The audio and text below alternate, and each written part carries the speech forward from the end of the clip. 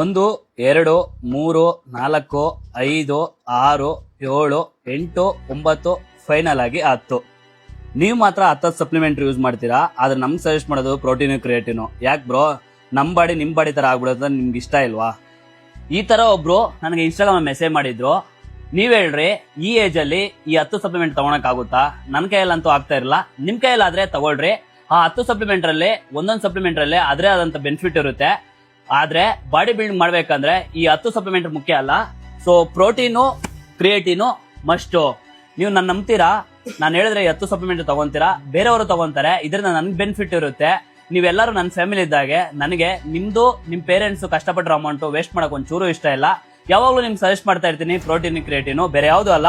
ನ್ಯೂಟ್ರಿಬೈ bio observe, ಇದು ನಾನು personal ಆಗಿ ಯೂಸ್ ಮಾಡ್ತಾ ಇದೀನಿ. ಈ ಕ್ವಾಲಿಟಿಗೆ ಈ ಪ್ರೈಸ್ಗೆ ನ್ಯೂಟ್ರಿಬೈ ಅವ್ರು ಮಾತ್ರ ಕೊಡ್ತಾ ಇರೋದು. ಬೇರೆ ಏನೇನು ಸಪ್ಲಿಮೆಂಟ್ ತಗೋಬೇಕಂದ್ರೆ ನ್ಯೂಟ್ರಿಬೈ ಸಿಗುತ್ತೆ.